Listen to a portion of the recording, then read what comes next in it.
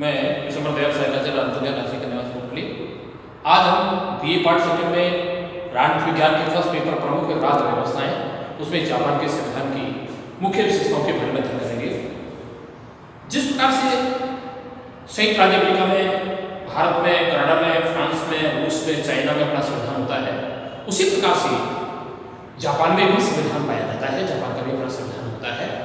सामान्य संविधान का अभिप्राय उन समस्त लिखित नियम कानूनों के समूह से होता है जिनके अनुसार किसी राज्य देश के शासन का संचालन किया जाता है, जिसका निर्माण प्राय देश की जनता के द्वारा या एक संविधान मात्र सभा द्वारा किया जाता है।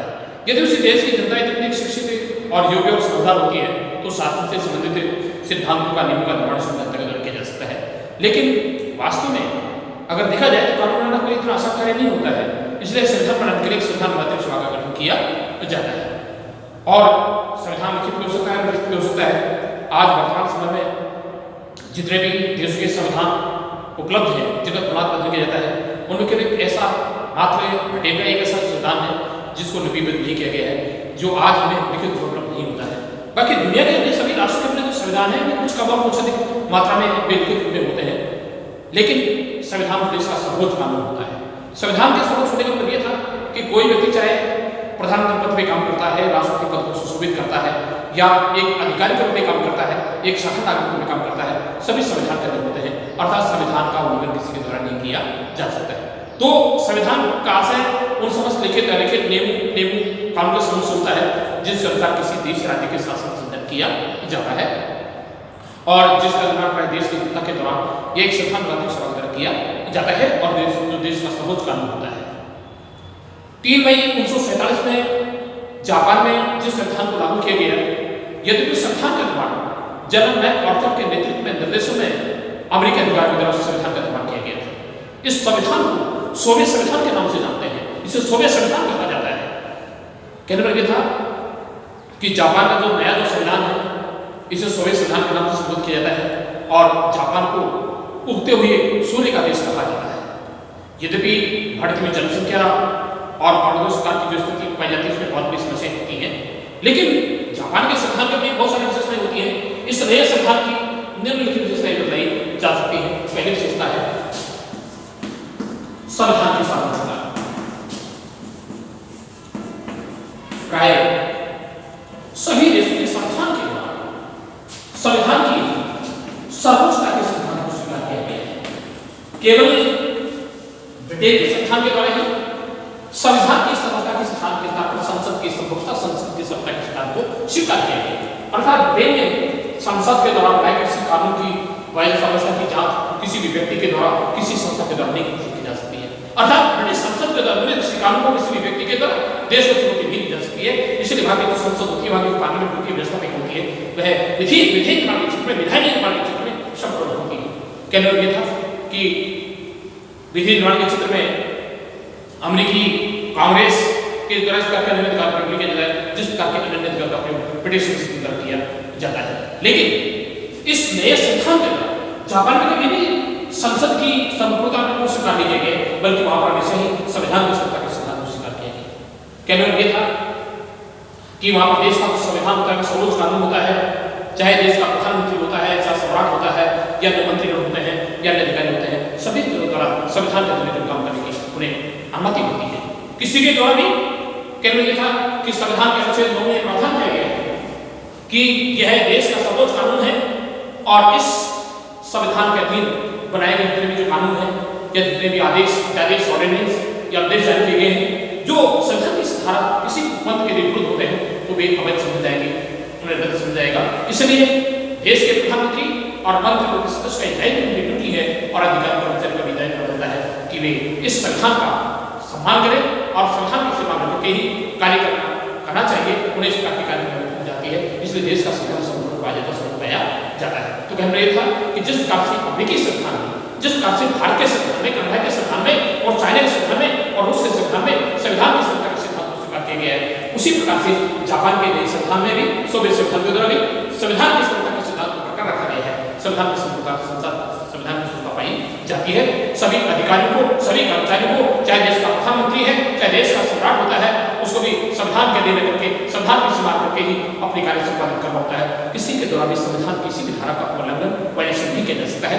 इसलिए अमेरिकी संविधान की बात यहाँ पर संविधान की संस्था का स्वीकार किया गया और ये स्पष्ट मुझे प्रावधान किया गया है कि इस संविधान से विरोध रखने वाला कोई भी अनुदेश या अध्यादेश या कानून वह अवैध माना जाएगा, उसे रद्द माना जाएगा और इसलिए सभी अधिकारी कर्मचारियों को उसका सम्मान करना चाहिए।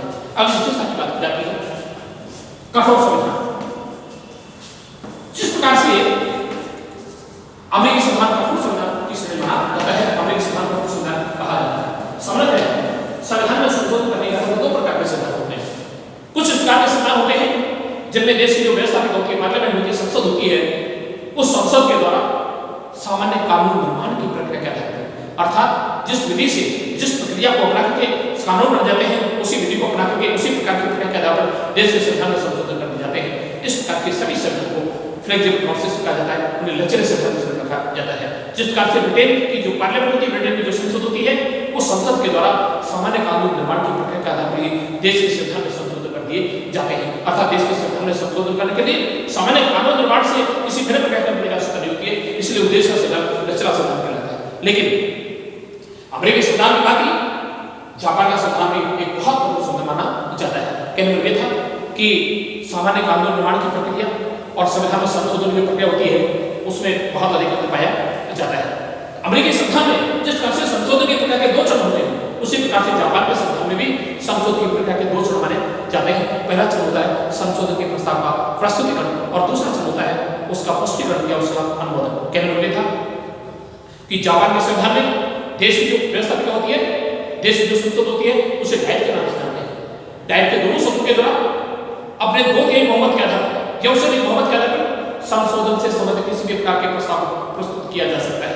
ये संशोधन के प्रस्ताव को प्रस्तुत करने की प्रक्रिया ये होती है कि जब डाइट के सदस्य के अपने 2/3 बहुमत या उससे अधिक सदस्य के समर्थन के आधार कोई भी संसद संबंधित प्रस्ताव प्रस्तुत किया जाता है, तब पश्चात उसे जनमत संग्रह के लिए, लोक निर्णय के लिए, पब्लिक ओपिनियन जानने के लिए उसे जनता के पास भेजा जाता है। और जनमत संग्रह के द्वारा लगभग जो 20 वर्ष की आयु प्राप्त प्रत्येक स्त्री जो पुरुष होता है, उन्हें मत देने का अधिकार होता है। वे देश के बेस तक होने जाते हैं। जब मतदाताओं की बहुमत के द्वारा, कुल जो मतदाताओं के मेजोरिटी के द्वारा इस डाइट के द्वारा पारित प्रस्ताव को यदि स्वीकृत कर देता है, उसका अनुमोदन कर देता है, तत्काल प्रभाव से सम्राट के द्वारा संविधान में संशोधन की अधिघोषणा की जाती है, अर्थात की घोषणा की जाती है। लेकिन 3 मई 1947 के बाद जिस संविधान को लागू किया गया, उस संविधान में आज तक एक भी संशोधन नहीं पाया है। इसलिए अमेरिकी संविधान की बात ये कहा जा सकता है कि जापान का संविधान भी बहुत अधिक कठोर माना जाता है। 30% की बात करते हैं, लेकिन और संसद संविधान एवं यह है कि जिस प्रकार से संयुक्त राज्य America, Bharat, Canada, China, France आदि देशों का संविधान उचित रूप में उपलब्ध होता है, उसी प्रकार से जिस नए ऑथर के नेतृत्व में दूसरे संविधान को बनाए गए, जिस संविधान को 1947 में लागू किए गए, वो है संविधान आज अमेरिकी संविधान की लिखित रूप में उपलब्ध होता है।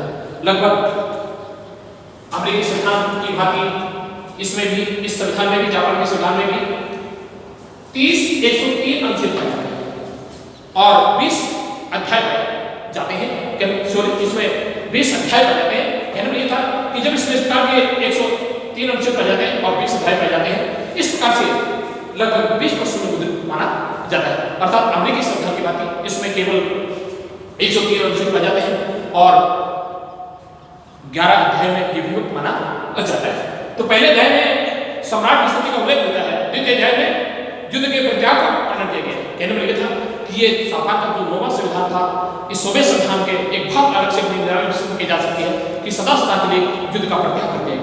क्योंकि जब 6 अगस्त और 8 अगस्त 1945 में जब अमेरिका के द्वारा जापान के हिरोशिमा और नागासाकी की बमबारी की जाती है और जिस प्रकार से वहां पर इस प्रकार की भयानक तबाही होती है, उसके बाद मैक ऑर्थर के नेतृत्व में जिस संविधान को बनाया गया, उस संविधान के माध्यम से सदा सदा के लिए युद्ध का प्रत्याग कर दिया गया और संविधान के प्रस्ताव में यह घोषणा की गई है कि सभी प्रकार के अंतर्राष्ट्रीय विवादों का समाधान करने के लिए किसी भी सैन्य शक्ति के साथ का प्रयोग नहीं किया जाएगा और अन्य राष्ट्रों के साथ परराष्ट्र क्षेत्र की बात की जाती है, विदेश क्षेत्र की बात की जाती है, तो अमेरिकी संविधान के प्रस्ताव में यह भी प्रावधान किया गया है कि जापान अन्य राष्ट्र के साथ शांतिपूर्ण शासन की नीति का अनुसरण करते हुए अंतर्राष्ट्रीय समुद्र स्थापित करने का प्रयास करेगा। और इसके साथ साथ ये भी घोषणा की है कि विश्व के किसी भी राष्ट्र को युद्ध करने का कोई अधिकार नहीं होता है। तो द्वितीय अध्याय में युद्ध का परित्याग कर दिया गया है और तीसरे अध्याय में जो ह्यूमन राइट्स होते हैं, जो मानव अधिकार होते हैं, इसका के अधिकार जिनके अभाव में व्यक्ति के व्यक्तिगत सामान्य विकास नहीं हो सकता है। कहने में यह था कि 1215 में मैग्ना कार्टा को मानव अधिकार के इतिहास में बहुत बड़ा मील का पत्थर माना जाता है। तो मानव को मानव होने के नाते उसका के राइट्स प्राप्त होने चाहिए, उन्हें ह्यूमन राइट्स का नाम जानते हैं, उन्हें मानव अधिकार के नाम से जानते हैं। तो तीसरे अध्याय में अध्याय 3 के अनुच्छेद 10 से लेकर के 40 तक जापान के सभी नागरिकों को समानता का अधिकार दिया गया है, स्वतंत्रता का अधिकार दिया गया है, धार्मिक स्वतंत्रता का अधिकार दिया गया है, तकनीकी स्वतंत्रता दी गई है और सभी प्रकार से आर्थिक शोषण के विरुद्ध अधिकार दिया गया है। अर्थात किसी भी व्यक्ति से बेगार लेने का कोई अधिकार नहीं होता, किसी व्यक्ति का अधिकार नहीं, राइट्स नहीं होता है। शिक्षा संबंधी अधिकार दिया गया, सभी व्यक्ति को राज्य की ओर से निःशुल्क सरकार शिक्षा एजुकेशन प्राप्त करने का अधिकार दिया गया। चौथे अध्याय में डाइट के रखने का अधिकार दिया गया है, अर्थात जिस प्रकार से देश की पार्लियामेंट संसद होती है उसी प्रकार से जापान में जो व्यवस्था होती है उसे डाइट के नाम जानते हैं। ब्रिटिश संसद की भांति, अमेरिकी संसद की भांति, अमेरिकी कांग्रेस की भांति जापान की डाइट के 2 सदन होते हैं, प्रथम सदन और निम्न सदन होता है। इस डाइट के रचना का वर्णन किया गया है और 5 अध्याय में देश की जो कैबिनेट होती है, जो मंत्रिमंडल होता है उसका उल्लेख मिलता है और 6ठे अध्याय में न्यायपालिका का उल्लेख मिलता है और 7वें अध्याय में सामान्य वित्तीय प्रशासन के बारे में उल्लेख मिलता है और 8वें अध्याय में सामान्य स्थानीय प्रशासन के बारे में उल्लेख मिलता है और 9वें अध्याय में संविधान में संशोधन की प्रक्रिया का वर्णन मिलता है और 10वें अध्याय में जो संविधान में संशोधन का वर्णन मिलता है। 11वें अध्याय में अनेक पूरक जो कानून होते हैं, सप्लीमेंट्री जो लॉज होते हैं, कानून होते हैं, उनका वर्णन मिलता है। तो कहने में लिखा था कि अमेरिकी संविधान की बात की, कनाडा से संविधान बात की, फ्रांस के संविधान बात की, जापान के इस भारत के संविधान बात की, जापान का संविधान भी आज में लिखित रूप में उपलब्ध होता है जिसमें 103 अनुच्छेद पाए जाते हैं जो 20 भागों में विभाजित हो चुका है, जिसमें केवल 11 अध्याय पाए जाते हैं। इसलिए यह संविधान अगर देखा जाए, दृष्टि से देखा जाए तो अमेरिकी संविधान की तुलना में काफी व्यापक होता है, लेकिन भारतीय संविधान की तुलना में अत्यधिक सुरक्षित माना जाता है क्योंकि इसको किसी भी व्यक्ति की तरफ एक घंटे में पढ़ा जा सकता है। अगली जो बात की जाती है लोक संप्रभुता पर आधारित संविधान। लोक संप्रभुता पर आधारित संविधान कहने में यह था कि जनरल मैकार्थर के नेतृत्व में संविधान को बनाया गया। उस संविधान में देश की जनता की भावनाओं को, इच्छाओं का उनका बिगाड़ के लिए सम्मान रखा गया है और सरकार की ड्यूटी है, सरकार का दायित्व है कि वो कोई इस प्रकार के कानून का निर्माण करे जिस अधिकार के माध्यम में जनता जनहित को अधिक प्रायोरिटी प्राप्त हो, प्राथमिकता प्राप्त हो, जनता का भला हो। जनहित को किसी प्रकार के कानून का अधिकार नहीं होता है। लोकप्रिय संप्रभुता बल्कि होता है कि अंतिम जो संप्रभुता होती है, जो सत्ता होती है, वो जनता में निवास करती है।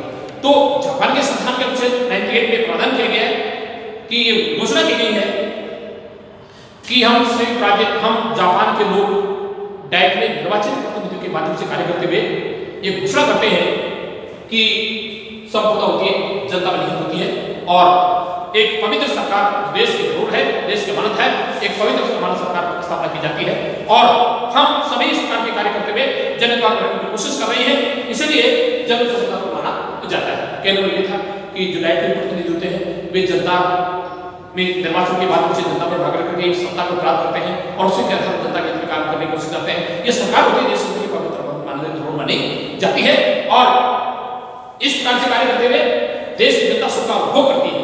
इसलिए नया जो संविधान है लोक संप्रभुता पर जन संप्रभुता पर संविधान माना जाता है। अगली बात की जाती है, विशेष विभाग से बताई जाती है एकात्मक शासन आधारित संविधान। प्राय शासन की शक्ति के केंद्रीकरण और विकेंद्रीकरण के आधार दो प्रकार के सरकार होते हैं। दो प्रकार की सरकार होती है, एकात्मक सरकार होती है। जब देश के संविधान के द्वारा शासन की शक्ति का विभाग दो प्रकार सरकार में कर जाता है, भले वे केंद्र सरकार में काम करती है और दूसरी राज्य सरकार में काम करती है। इस प्रकार की सरकार संघात्मक सरकार कहलाती है, संघीय सरकार कहलाती है। लेकिन जब देश के संविधान के द्वारा, देश के कानून के द्वारा विधिवत रूप से जब संविधान के माध्यम से शासन सभी शक्ति को केंद्रीय सरकार के अधीन कर जाता है और केंद्र सरकार के इच्छा पर डिपेंड करता है इकाई राज्य को कौन कौन से अधिकार दिए जाए, कौन से अधिकार नहीं दिए जाए। प्रशासनिक अधिकार की दृष्टि से बहुत सारे अधिकार दिए जा सकते हैं, लेकिन पूरे देश में सभी प्रकार के आवश्यकता होते हैं। उनका निर्माण जब केंद्र की सरकार द्वारा किया जाता है, केंद्र सरकार समय सभा होती है, केंद्र सरकार सशक्त होती है, शक्तिशाली होती है और इकाई राज्य का जो अस्तित्व होता है वो केंद्र सरकार की इच्छा पर डिपेंड करता है, वो सरकार एकात्मक सरकार कहलाती है।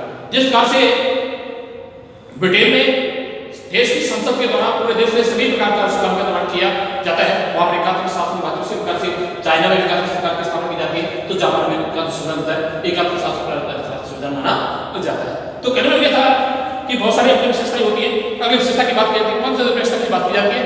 यद्यपि इस 16वें सिद्धांत से पहले शिंटो धर्म को राज्य के धर्म की मान्यता प्राप्त थी, उसमें राज्य का दायित्व था, राज्य की ड्यूटी थी कि शिंटो धर्म को प्रोत्साहन देने के लिए राज्य द्वारा निरंतर प्रयास किए जाते थे, पूरी प्राथमिकता दी जाती थी, राज्य को सुविधाएं प्रदान करते थे, धर्म के आधार भेदभाव करता था। लेकिन इस नए सिद्धांत के माध्यम से यहाँ पर शिंटो धर्म को जिसका कि राज्य की जो मान्यता प्राप्त समाप्त करनी गई है, अर्थात राज्य का अपना कोई धर्म नहीं है, राज्य व्यक्तियों की इच्छा पर डिपेंड करता है, व्यक्ति अंतर्गत स्वतंत्रता दी गई है, वो किसी भी धर्म को स्वीकार कर सकते हैं, स्वीकार कर सकते हैं, उसे प्रचार प्रसार करके रुचि ले सकते हैं, लेकिन राज्य किसी धर्म विशेष को राज्य अपनी ओर से बाधा उत्पन्न नहीं करता है, अर्थात राज्य के द्वारा किसी धर्म विशेष का विरोध किया जाता है, किसी धर्म विशेष का समर्थन किया जाता है।